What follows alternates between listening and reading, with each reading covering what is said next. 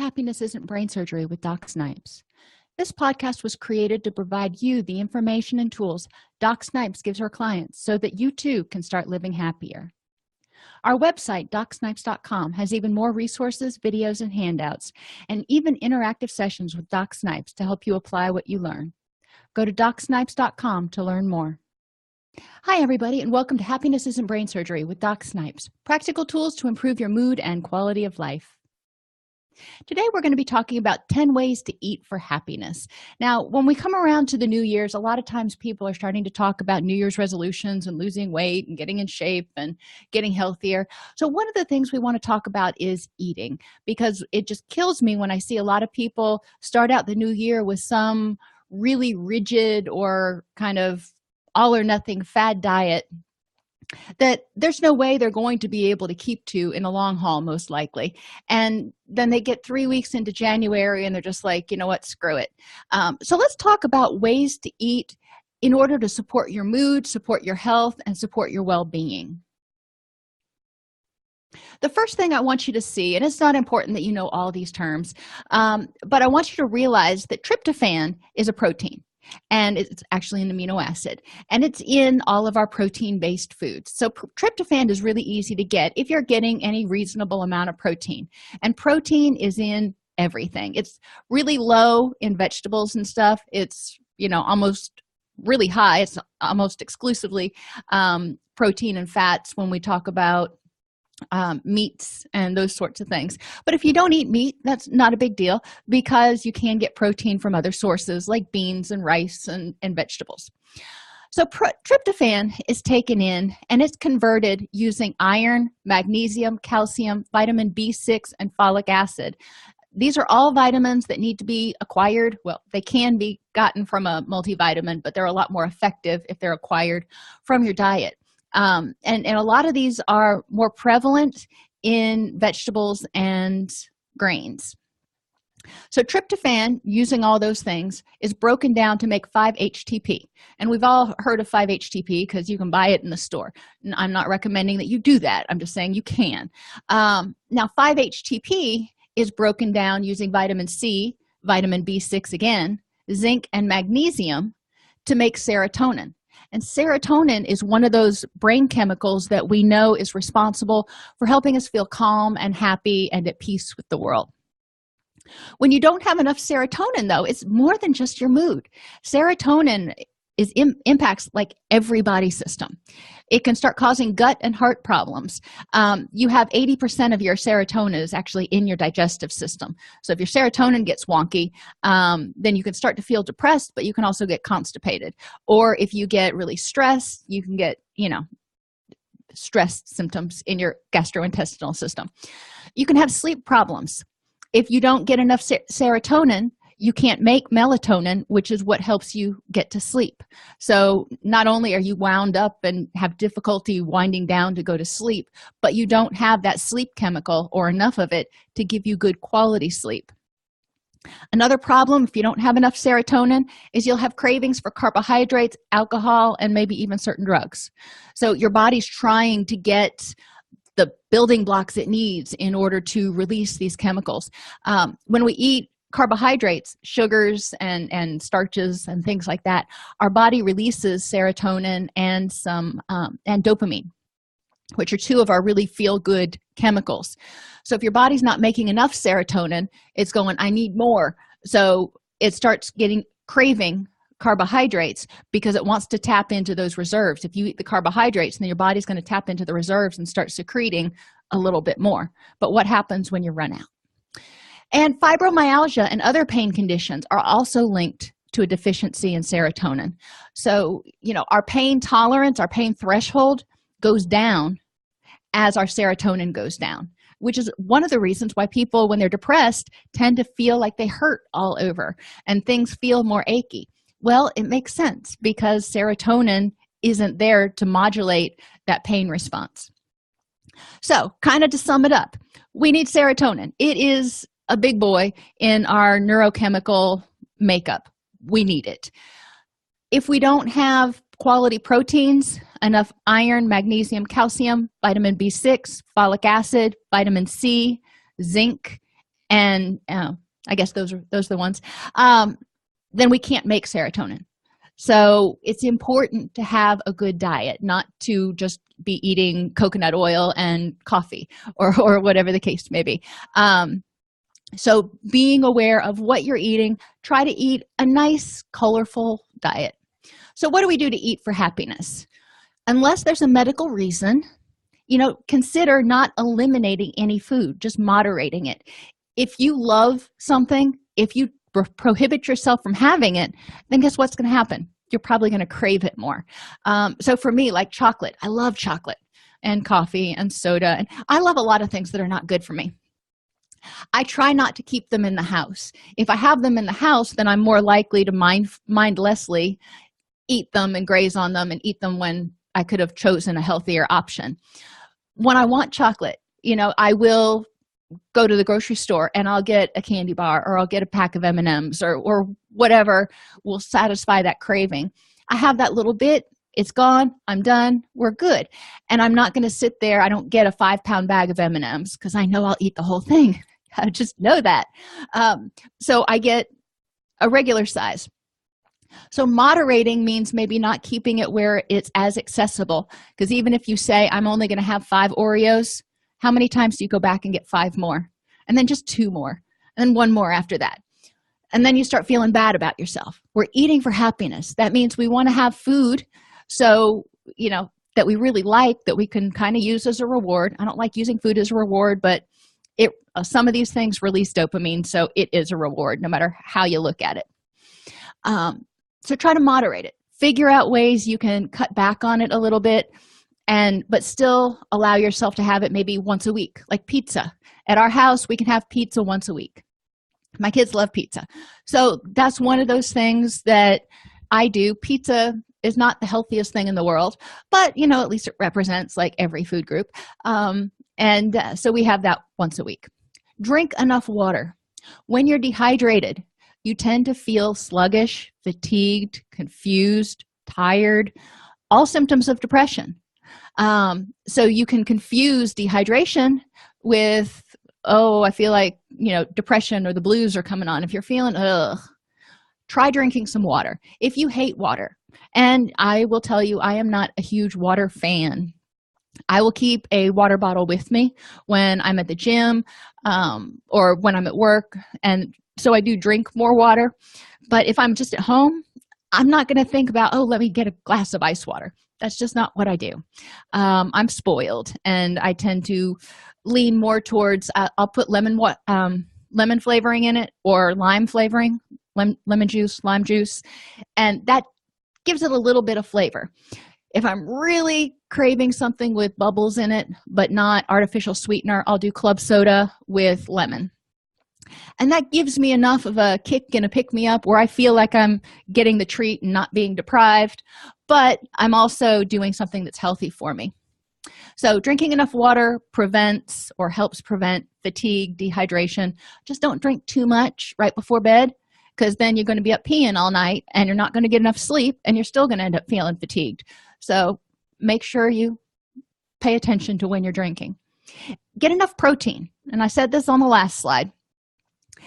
Anywhere from 0.6 to 1 gram per pound of body weight per day of protein is plenty. And 1 gram per pound of body weight is more for people who are growing and people who are like competitive bodybuilders. Most of us need closer to the 0.6 grams. If you get a food app like Spark People on your phone and you keep track of what you eat, you'll be surprised that it's rare, if ever, that you don't make your protein requirements, unless you're a vegetarian. Vegetarians sometimes have a hard time making their protein without making a concerted effort to do so. So protein's usually not a problem, but do make sure it's a high-quality protein. Eat your grains and nuts. That way you have those vitamins and minerals necessary to break down tryptophan to make serotonin. Now, serotonin is not your only feel-good chemical. Dopamine is your reward chemical. That's also made from amino acids. And norepinephrine is your focus and motivation and drive chemical, your get up and go. And that's also made from proteins and broken down with vitamins and minerals. You can think about vitamins and minerals kind of like spark plugs. Your body is the engine. The food that you eat is the gasoline, and the spark plug is what kind of gets everything going. So you need all of them. Moderate your intake of caffeine, sugar, high fructose corn syrup, and refined white flour. All of these things tend to give you a rush. In many of them, it's a spike in blood sugar and then a crash that follows. And then you do it again and you get a rush, not quite as high this time, but you crash even lower the next time. And you're doing this downward spiral, just the opposite of what you want to see the stock market do. So try to minimize or moderate these. I'm not saying you're going to cut them out, because I know a lot of us are not going to. But paying attention, if you drink caffeinated beverages, try to drink half caffeine, half decaf coffee. Select caffeine-free options when you can. If you are drinking a lot of caffeine, don't go cold turkey unless you have to for some reason. You will get migraines. You will get a really bad headache for a couple of days. And if you're aware of that and you're good with it, more power to you. May want to check with your doctor about what you can do to take the edge off, but you want to wean down. Same thing is true for sugar, high fructose corn syrup, and refined flours. Our brains actually change in response to what we eat. So when people go cold turkey off of these, they actually go through a withdrawal period that results in cravings and depression, because their body's used to having all these things coming in, the sugar and the corn syrup, that triggers the release of dopamine. Well, when that's not coming in anymore and triggering the release of dopamine, that happy feel-good chemical is just staying all locked up, and people are going, oh, I don't feel so hot. So the take-home message from that is, don't go from 0 to 60, or from 60 to 0, however you want to look at it, overnight. Gradually reduce things. Like if you're going to cut out high fructose corn syrup, then start buying products that are not made with high fructose corn syrup, like ketchup. That's one of your, and barbecue sauce. That's one of your big offenders. Jelly. Look for things that are made more naturally. Try to choose alternatives instead of high sugar foods, and get whole wheat flour and whole wheat breads instead of white breads. Eventually, hopefully, kind of wean off the processed grains, but slowly. That can be like August that you're worrying about doing that. Just start out by trying to switch from plain old white bread. You can look online at the glycemic index and the glycemic load of different foods. What you want to do is try to stay away from foods that are going to that have a high glycemic index, that are going to spike your blood sugar. Get enough omega-3s. Omega-3 fatty acids are helpful for depression as well as pain and aches and those sorts of things, because I know I'm not in a good mood when I hurt. And after I hit 40, it seems like every year I get a different ache or pain somewhere. And, that's just part of, aging. The system's getting a little bit older.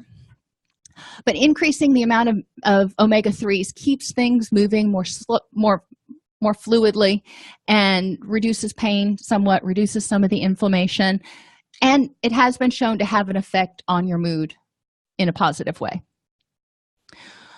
Another tip, get creative. If you're thinking, oh, I don't want to eat healthy because that's just rabbit food. That's what I hear around my house all the time. Get creative with what you do. I've finally managed to create a lentil loaf that my family will happily eat. And it took a while for me to get the recipe quite right without any meat in it, because we're eating it instead of meatloaf. But if you get creative with your cooking, even if you're eating meat, so you can start using different spices and trying different recipes, you have a surprise in store every time you eat. And most recipes that you find on Food Network or all recipes, they're really pretty easy to do and really pretty easy to follow. So experiment. Even if something sounds a little odd, I tried a sweet potato soup recipe a few weeks ago that I wasn't sure that garlic and ginger would really go together that well, but it turned out fabulously. So there are different options, and you'll be surprised at how many different ways you can use foods. I've discovered 17 ways to use sweet potatoes besides just baked now. Savor your food. Eat mindfully. Instead of eating while you're watching TV or while you're doing paperwork at your desk, I'm guilty of that one. Take time and sit at a table and focus on what you're eating. When you're getting your food, get what you think you want and then put half back. Or think about what you think you want and then only get half if you're living in a family, and that would be frowned upon to put half back. But if you put half back, most likely you're not going to go back for seconds anyway. But if you do, then you're only eating as much as you would have in the first place. Another way to look at it, close your fist and look at it. That's about how big your stomach is when it's not all stretched out. Next time you go to a restaurant and you get a big old plate of spaghetti or something, hold your fist up next to it and think how many times your stomach has to stretch to accommodate all that. And you'll realize that we're probably eating more than we need to. Use a salad plate. Trick your brain. If you're using a salad plate, which is smaller than a dinner plate, and you fill it up, your brain thinks you're fuller than if you just have a little bit on this huge plate. Another way to trick your brain is to have multiple colors on your plate.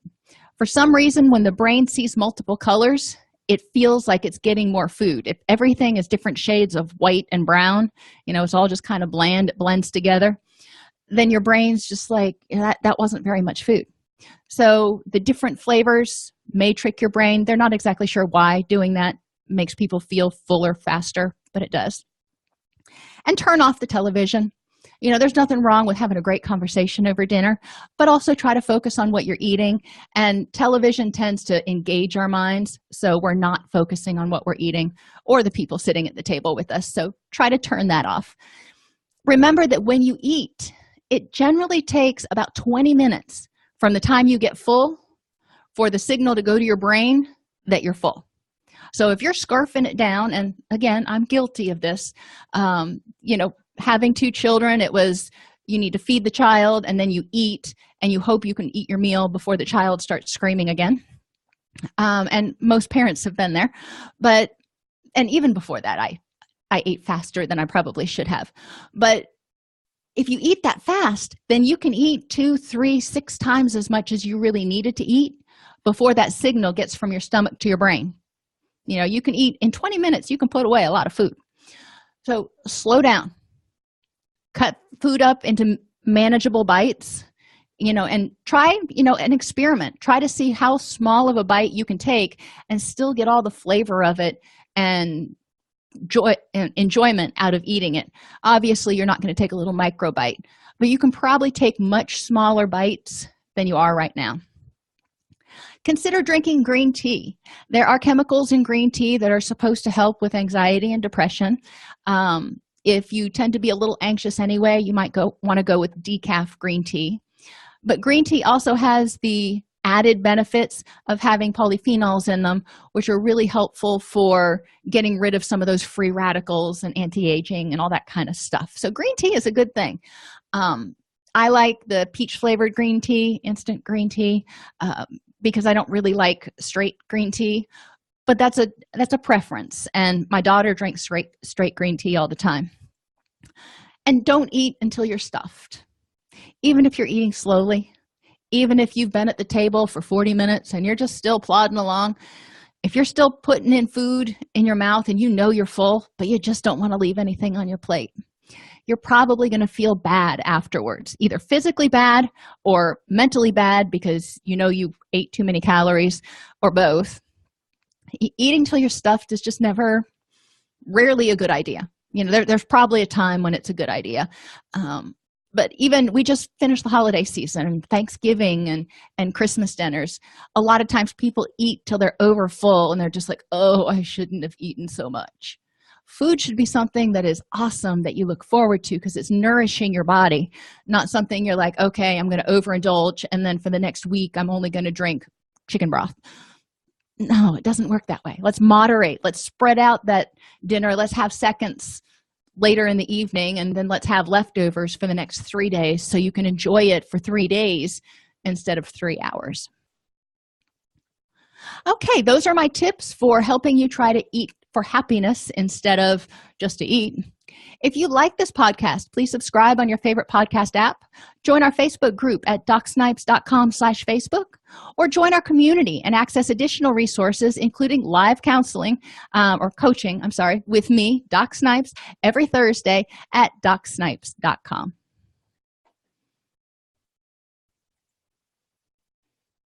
Thanks for tuning into Happiness Isn't Brain Surgery with Doc Snipes. Our mission is to make practical tools for living the happiest life affordable and accessible to everyone. We record the podcast during a Facebook Live broadcast each week. Join us free at docsnipes.com/Facebook or subscribe to the podcast on your favorite podcast player. And remember, docsnipes.com has even more resources, members-only videos, handouts, and workbooks to help you apply what you learn. If you like this podcast and want to support the work we are doing, for as little as $3.99 per month, you can become a supporter at docsnipes.com/join. Again, thank you for joining us, and let us know how we can help you.